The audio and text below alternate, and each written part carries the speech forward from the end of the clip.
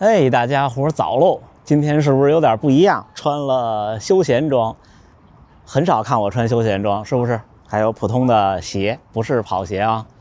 今天是个休息日，来大阪城跟家属一起吃早饭加拍摄。今天咱们聊点什么呢？有好多小伙伴来大阪城和我偶遇，我都说我们在这个烘焙店，您定位到这儿，咱们见。然后有的小伙伴来了以后呢，可能到的早或者怎么样，自己在大阪城里跑步，然后就有点迷失方向，跟我说，视频里看的都特清楚，但是呢，就是找不到。今天咱们就正好借着休息日，我跟家属骑着车，带大家看一圈大阪城我们经常跑的路线，和大家分享一下呢，大阪城这些标志性的建筑。最开始就是这儿，这个地方就是我们每周三早晨早训练集合的地方。这就是我经常说的烘焙店，大家在地图上搜 R Baker 就都能搜到它。实在不行，您搜那还有一个星巴克，就很近很近。然后家属现在拍我的背后，就是我面向的地方，是一个转盘喷水池，都是大家能见到的。另外呢，这儿也是大阪城我知道的唯二的喝水的地方，就是那个地方，在那儿，那是一个直饮水的水龙头。你们看到我所有的喝水的镜头都是那儿，还有一个直饮水的水龙头，特别隐蔽，我前几天才发现，一会儿咱们再看。那我们就沿着我们训练的路线，我们走。哎，小伙伴们，前两天还收到一个快递，我平常所有衣服要么都是运动服，要么就都是比赛剩的衣服。家属说也给我换风格，穿点休闲的，所以呢就弄了一身休闲的工装给我穿。你看这裤子，这是我喜欢的材料，有点像亚麻，但是又没有那么粗，可能是亚麻和棉的。这裤口是直筒的，也能收筒。这个季节穿着出去溜达溜达挺舒服的，这条裤子宽松，然后还显得挺长，像我这种短腿。之后就是还有一件这种衬衫，这现在穿还有点热，是这样的，你们看，它是敞着穿的，然后呢里边配一个 T 恤，配一个浅色的，可能还行，有点那种休闲的风格，是不是？最后呢，还有一双鞋，鞋对我来说太不一样了。为什么呢？因为这些年我一直都是穿原来跑步剩下的鞋，最近鞋少了，是因为都是碳板鞋，剩下来不适合走路，我正苦恼呢。哎，来这么一双，这个叫阿甘鞋，然后穿着走了几次路，溜达溜达，不管走路骑车还是都挺舒服的，挺不错。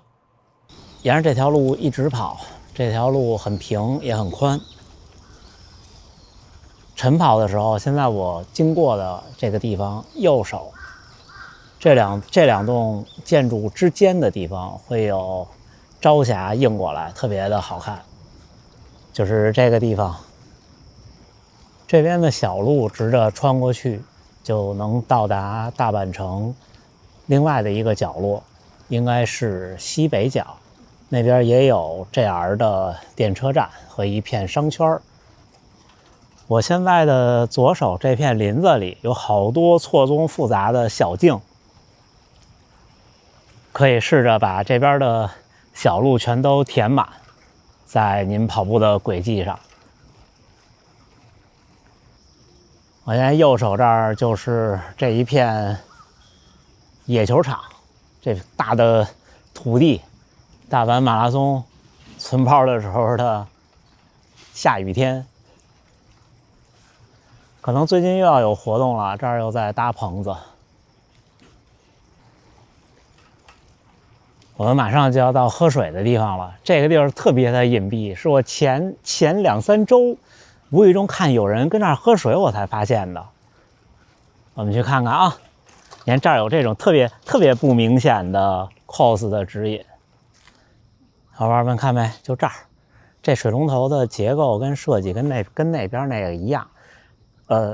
到目前为止，整个大阪城我只发现了这2个，不知道还有没有。这也挺有意思的探索探险，因为它这特别隐蔽。我们跑步在那边那条路上，不从这儿跑，无意中看到。走。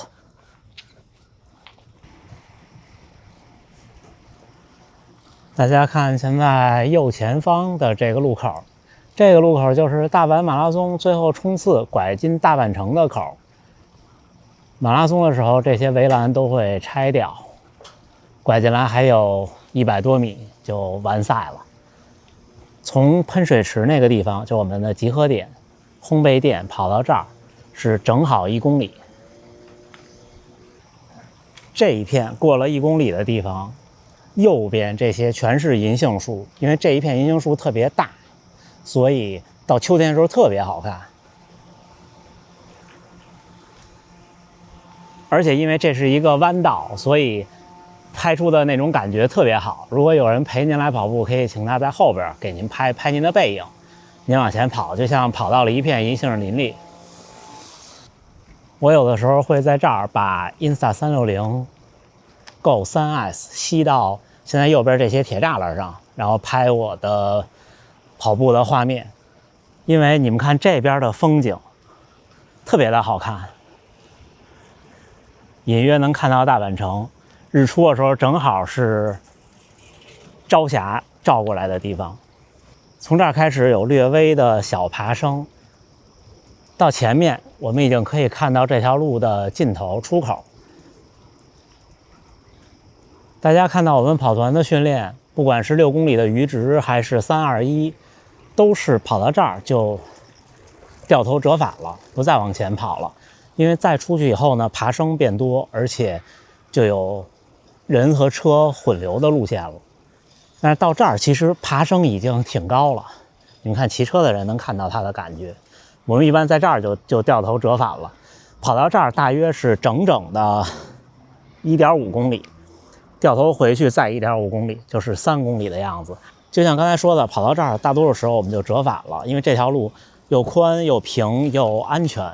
但是呢，有时候周6的平田先生的早训练，或者像我自己跑的时候，会跑得比较长的时候，3公里一圈的这个折返太短了，所以我会选择沿着现在这条路继续往前跑，一直都是上坡的路。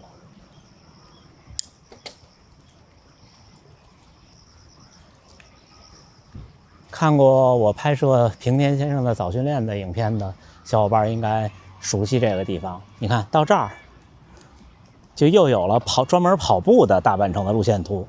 你看绿色的短线和蓝色的长线，按照它的这个标，蓝色只有 3.5 公里，绿色只有 2.9 公里。而我给大家介绍的这条路线呢，是不包含在这2条线的，就是从现在开始我给大家要介绍的路线。我们沿着这个坡上去，这个地方在日出之前特别的好看，因为你们看前面这个门过去以后是要右转的，在右转在直的这个方向呢是一面墙，有点像我们那种影背墙那种感觉。然后在天亮之前，这个墙是打的暖的那种黄颜色的灯光，然后两边是黑的。你沿着这条路的中间往上跑，特别的好看。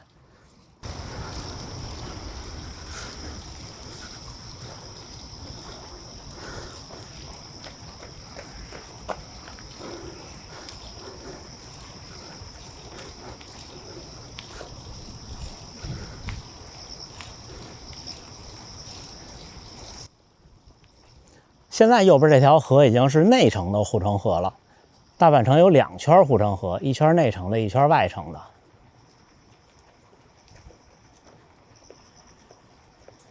这儿会经历一个小下坡，这个地方也特别好看。你们看，这儿就可以看到大阪城和一个城墙的角。那如果白天来呢，您是来旅游的，有那种大阪关西的周游券，会包含这个游船。这个游船是在护城河里带着您转一圈。游船的上船点、上船码头是在这儿，现在还没开。前面这儿您就会面临2个选择。如果我走现在这条路，那么走到头再回到喷水池的折返是 4.9 公里，所以我们跑的时候呢，会跑这边，会跑左边，就是您看那2位，这样绕一个大圈。这儿绕这么一点点，回去以后才是5公里整。所以我们周六早晨平田先生的早训练15公里，那就是跑3个这样的大折返。你们看这个桥叫极乐桥，为什么在这儿停一下呢？是因为这儿的景色特别好看。你看大阪城，然后这个桥过来，所以呢，如果您来旅行，早晨起来，现在是8点17，这时候人还不多，再早点会更好。你看，比方说你在这儿，就可以拍出特别出感觉的画面，对不对？或者从那边跑来，或者从这边跑过去。走。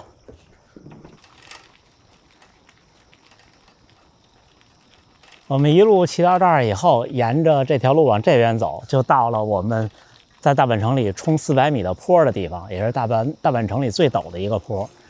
我的左手这一片是一片梅林，梅花的林子，到了梅花盛开的时候会特别的好看。你看，远远已经能看见这个大坡了。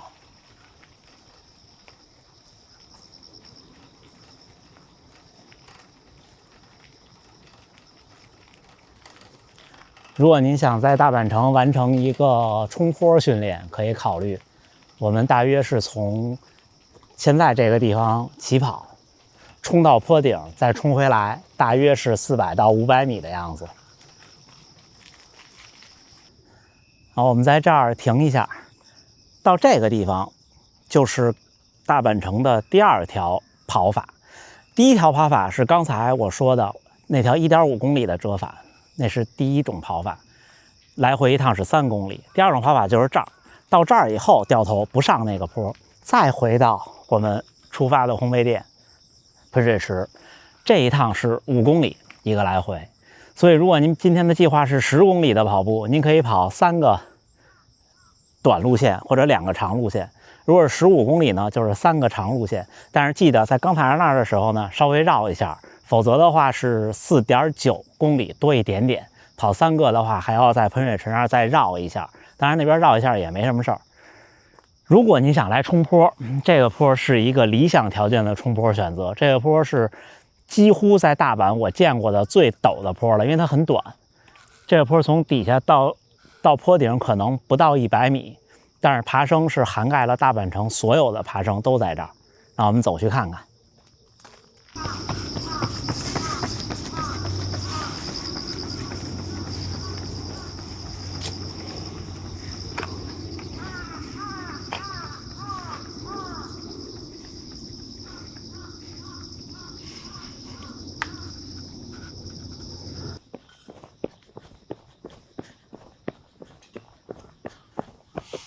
嘿，还行啊，这个坡好陡啊！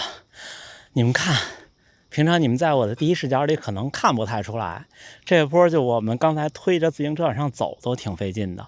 然后坡这边这条路，一会儿就跟大家介绍怎么从那边过来，因为大阪城那条绿色的短的路线其实是从那边过来，往那个方向去的。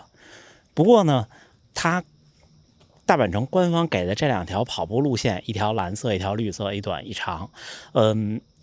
我很少完全按照那个跑，因为并不是非常的合适。那我们继续去下一个标志点，跟大家说说这么过来的路线。还有，如果您是从大阪城另外一个方向，您坐古町线过来的话，会怎么过来？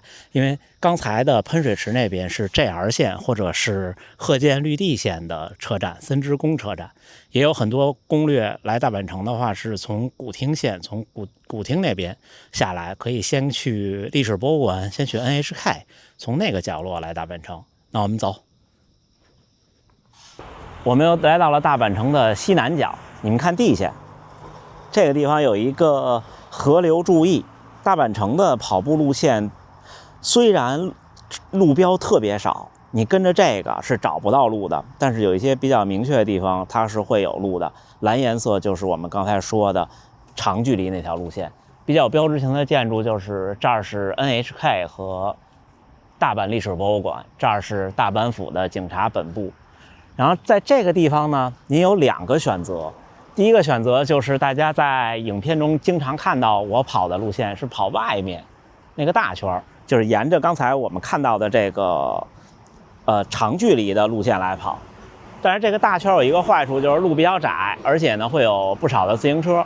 还有一个方案就是我在大阪城填地图的时候，我们这样走，你看能看到的这条小路，这条小路是公园里的路。这条小路呢不是长路线，是短路线，绿色路线的一部分，我们就走走看。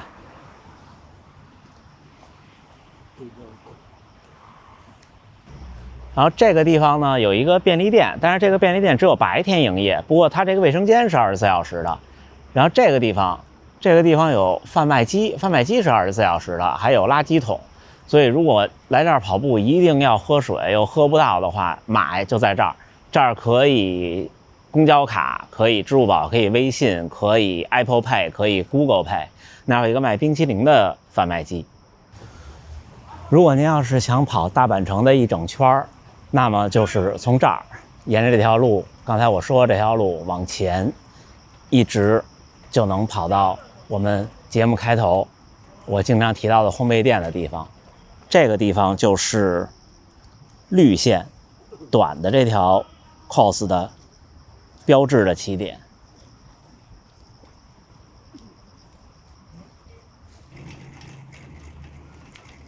跑到这儿远远的就能看到刚才我们说的大阪城里最陡的大坡的下坡位置了，就在屏幕最远处。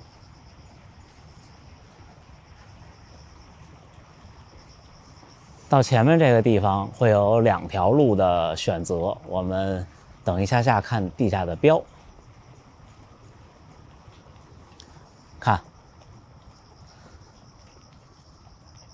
绿颜色的短路线在这个地方就要左转了，左转以后顺着刚才给大家介绍那个坡的另一侧的方向过去，就是这条路。如果您要想完成大阪城的一圈的环绕，那我们还要继续向前走。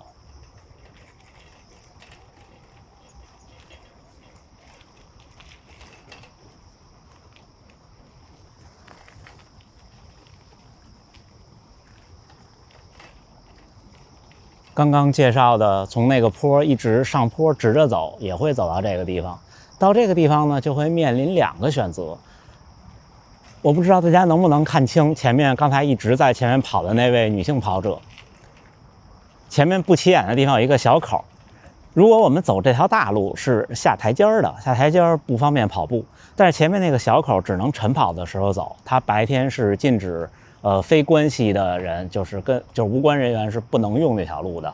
所以呢，我们如果是合规的走，应该是走这条路，或者是走这条路。因为今天我骑着车，我们就走这条路。如果您跑步，就可以从左边这条小路进去，也是一样的。看大阪城的所有这种栏杆上都有金属的小鸟。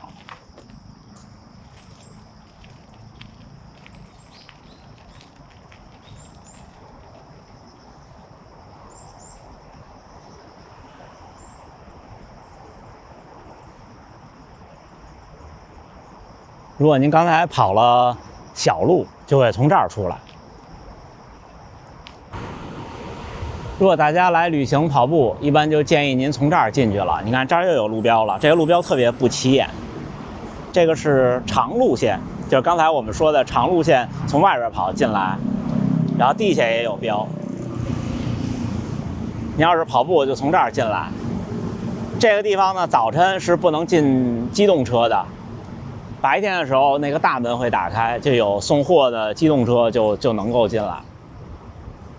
大阪城这一圈呢，大家也看完了，虽然不一定能够说得很详细，但是给大家有一个初印象。您来了以后，对着地图，对着导航，大概能知道自己在哪儿，跑了多远，大概能估计还有多远就到了，对吧？好吧，最后还是祝大家能努力生活，健康平安，有机会来大阪玩。来大阪城，咱们一起跑跑步，咱们下回再见。